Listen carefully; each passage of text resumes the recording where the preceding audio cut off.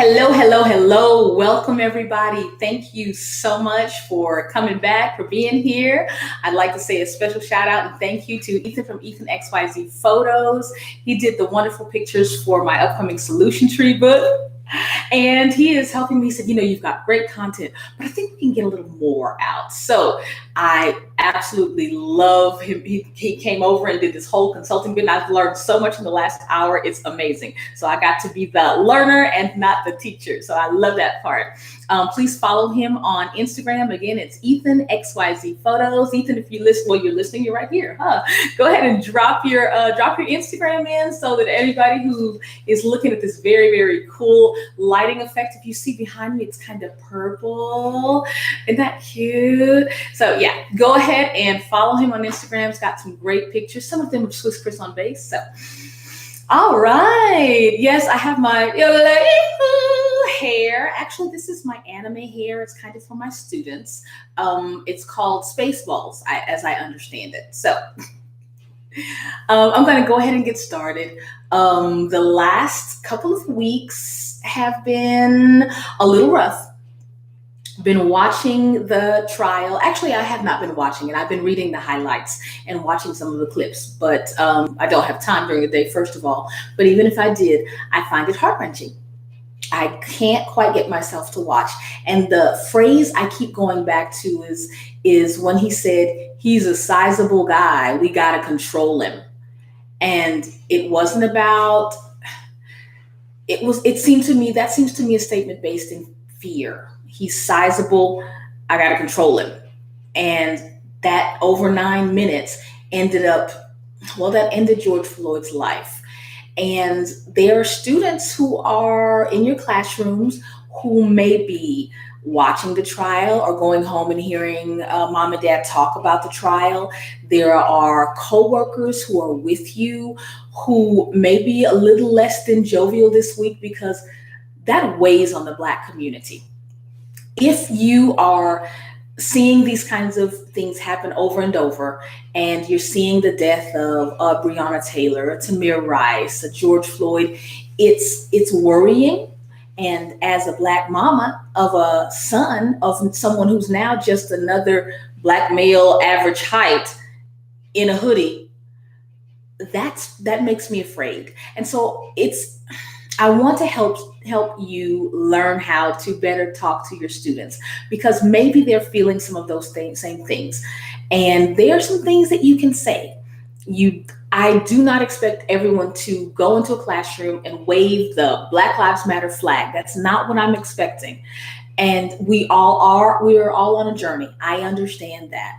I'm hoping that you can understand my mama's heart and that you can say, I've been watching the trial. I'm so sad that happened to George Floyd and that his family has to go on without him. You can say, there are too many of these trials. I hope that we can be better as a country.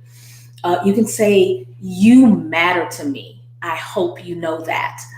Those are the kinds of things that you can say if you are leaning towards the All Lives Matter side. And let's be clear, we have Black Lives Matter teachers in our classrooms. We have All Lives Matter teachers in our classrooms. And we have people who are everywhere in between. We've got to get to a space, though, where we service our families in the way that shows that we are empathetic to what they're feeling, whether or not we understand it. So I hope that you will not be silent in your classrooms. If you look at the resources, these resources connect to every single content, and also just be open to questions, be open to conversations. There's one in the first strategy from Learning for Justice. It used to be teaching tolerance. There's one that's called silent dialogue. And I hope that you will consider looking at those resources.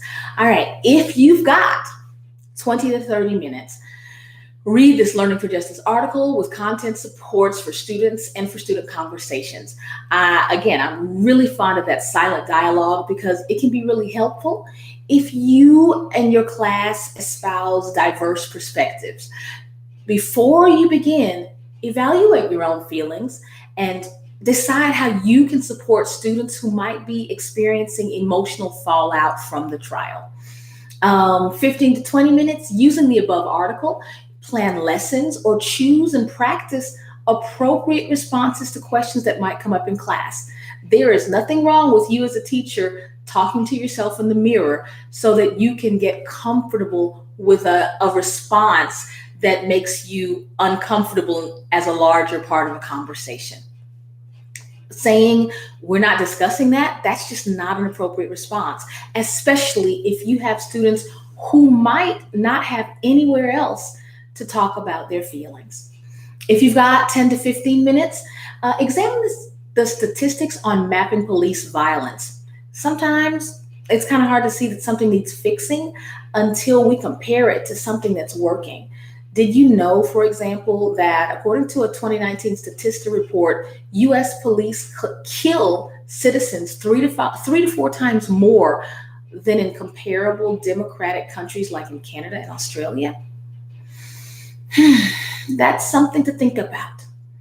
If you have 5 to 10 minutes, consider ordering a copy of my Cherry Lake trade book for middles, What is the Black Lives Matter movement, to read contextual information on how there came to be a need for such a movement and how the Black community grieves at times like these. I know that Black Lives Matter is sensitive, but if you know what it really means Black Lives Matter too. Hey, don't forget about us. We're hurting. And so I'm hoping you can understand it in the spirit that it was conceived. Finally, if you have 0 to 5 minutes, listen to the SmallBites lanyard I did earlier this week, wherever you listen to podcasts. It's a good 3-minute listen, and it gives you a few more strategies about how not to be silent, how to talk to your students during this trial. The last thing I'd like to say is a little bit from the blog that I wrote. And it says, showing up with a Teachers for Black Lives Matter t-shirt is not the goal line. That's so important to know.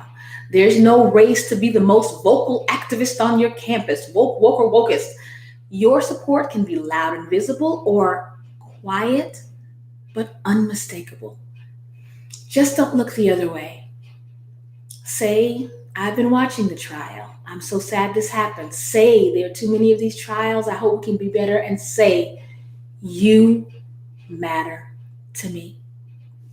Thank you for coming back each week. Please subscribe, share with your friends. Make sure that you let people know that SmallBites is happening. And if you have any questions, please reach out on Twitter, on Instagram, maybe Facebook, and I'd be more than happy to connect with you that way.